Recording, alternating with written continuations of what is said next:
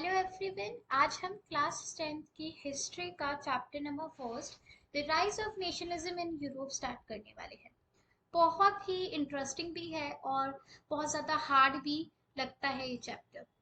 Now start करते हैं।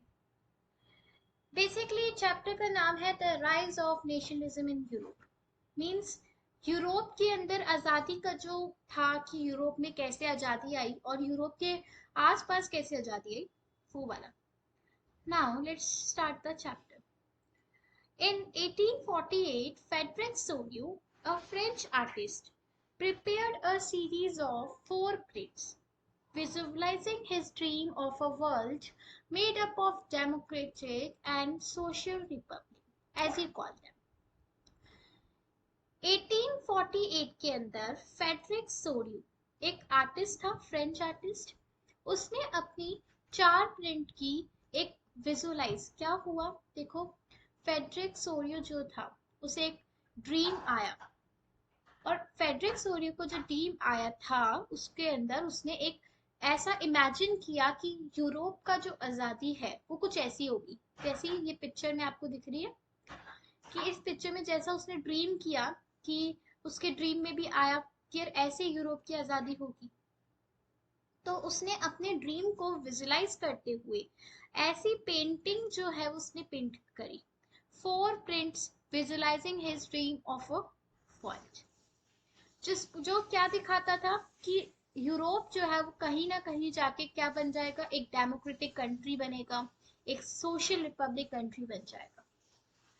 The first point of the series show the people of Europe and America. जो पहला print है, आपको पहला प्रिंट दिख रहा है, इस पहले प्रिंट में जो था, चार प्रिंट्स थे किसके, फेडरिक सोरियो के। तो उन चारों प्रिंट्स में से जो ये पहला प्रिंट जो था series, show the peoples of Europe and America, Europe और अमेरिका के लोगों को दर्शाता था। Man and women of all ages and social classes, man थे, वुमेन्स थे, सारी एजेस के, ओल्ड एज, यंग एज, सारी एजेस के, मेंस, वुमेन्स थे, सोशल क्लासेस थे। एक बड़ी सी ट्रेन के अंदर मार्चिंग कर रहे थे। मार्चिंग अगर आप बात करें तो एक तरह से कहते हैं ना कि किसी चीज को पाने के लिए हम हड़ताल करते हैं, वैसा ही ये लोग भी मार्चिंग कर रहे थे एक लंबी सी ट्रेन बना के, and offering homage to the Statue of Liberty as they pass by it. और यहाँ ये देख रहे हैं, आपको दिख रहा होगा पिक्चर के अंदर ये स्टैच्यू ऑफ लिबर्टी। तो यहाँ स्टैच्यू ऑफ लिबर्टी के पास आकर यहाँ पर वो शरण मांगते थे। यानी शरण मांगने का यहाँ पे बेसिक क्या है कि अगर वो स्टैच्यू ऑफ लिबर्टी से आगे निकल जाते हैं, इधर आगे, अगर वो स्टैच्यू ऑफ लिबर्टी से आगे निकल जाते हैं तो वो एक कह सकते कि एक डेमोक्रेटिक कंट्री बन जाएंगे, इंडिपेंडेंट कंट्री बन जाएंगे। और अगर वो उसके पीछे हैं तो अभी भी वो जो है वो मोनार्च के रूल से है, अभी भी उनके ऊपर मोनार्च का रूल हो रहा है। As you would recall, artists of the time of the French Revolution personified liberty as a female figure. जैसे आपने 9th क्लास में पढ़ा था कि फ्रेंच रिवॉल्यूशन में फ्रेंच लोगों ने अपनी जो आइडेंटिटी थी, जो अपना दिखाया कि भाई हम होमेज ले चुके हैं, हम शरण ले चुके हैं, हम डेमोक्रेटिक कंट्री में बन चुके हैं, तो उन्होंने अपनी आइडेंटिटी को जो रिकॉग्नाइज किया, कैसे किया, एक फीमेल फिगर की मदद से, फीमेल पोर्ट्रेट की मदद से। Here you can recognize that the torch of enlightenment she bears in one hand and the charters of the rights of men in the other. आप देखो ये जो स्टैचू ऑफ लिबर्टी है, इसके एक हाथ में यहाँ ये टॉर्च है, ये टॉर्च ऑफ एनलाइटमेंट है, और यहाँ पर एक हाथ में ये चार्टर्स ऑफ मेन है। यहाँ पर टॉर्च ऑफ एनलाइटमेंट है और यहाँ पर charters of main. Charters of main क्या होते हैं, वो जो लिखा पढ़ी जो होती है ना, वो जो है वो है यहाँ पे। On the other On the earth, in the foreground of the image, lies the shattered remains of the symbol of absolute instinct. In Sourier's utopian vision, the peoples of the world are grouped as distinct nations, identified through their flags and nation costume. देखो क्या होता था कि अब ये लोग जो है वो अपने फ्लैग्स और कॉस्ट्यूम से दिख रहे थे। सोरियो ने कहा कि ये जो है, मतलब ये जो कंट्रीज के जो पीपल्स है, अब उन्हें हम आइडेंटिफाई कैसे करेंगे, उनकी कॉस्ट्यूम से और उनके फ्लैग से। Leading the procession way past the Statue of Liberty are the United States and Switzerland, which by this time were already nation states. अब देखो, यूनाइटेड स्टेट्स और स्विट्जरलैंड इस स्टैच्यू ऑफ लिबर्टी से पहले ही आगे निकल चुके थे, तो वो क्या हो गए थे, वो पहले ही फ्रीडम पा चुके थे। Leading which by this time were already nation state, France, identifiable by the revolutionary tricolor, has just reached the statue. अब देखो, ये जो झंडा दिख रहा है आपको, कुछ ब्लैक वाइट और जो रेड से है, ब्लू वाइट रेड, तो ये जो है फ्लैग है, ये फ्रेंच का फ्लैग है। तो ये लोग अभी अभी स्टैच्यू ऑफ लिबर्टी के पास पहुंचे थे। She is followed by the peoples of Germany wearing the black, red, gold flag. Interestingly, at the time when Soryu created this image, the German peoples did not yet exist as a united nation. The flag they carry is an expression of liberal hopes in 1848 to unify the numerous German-speaking principalities into a nation-state under a democratic constitution.